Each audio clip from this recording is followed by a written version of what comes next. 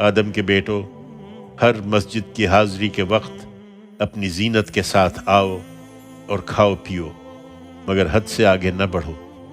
اللہ حد سے بڑھنے والوں کو پسند نہیں کرتا۔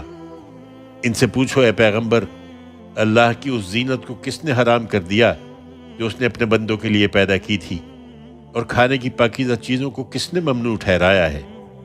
ان سے کہو وہ دنیا کی زندگی میں بھی ایمان والوں کے لیے ہیں، لیکن خدا نے منکروں کو بھی ان میں شریک کر دیا ہے، اور قیامت کے دن تو خاص انہی کے لیے ہوں گی۔ منکروں کا ان میں کوئی حصہ نہ ہوگا۔ ہم ان لوگوں کے لیے جو جاننا چاہیں اپنی آیتوں کی اسی طرح تفصیل کرتے ہیں۔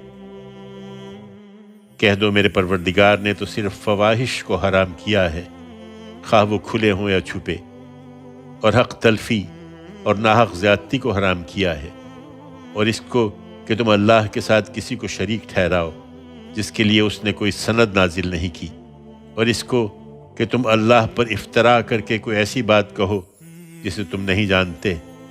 اس وقت بے خوف ہو رہے ہو، لیکن ان سب حرمتوں کے معاملے میں تمہاری سرکشی پر وہ تمہیں بھی ایک دن لازماً پکڑے گا، اس لیے کہ ہر قوم کے لیے ایک مدت مقرر ہے، پھر جب ان کی مدت پوری ہو جاتی ہے تو نہ وہ ایک گھڑی پیچھے ہٹ سکتے ہیں نہ آگے بڑھ سکتے ہیں۔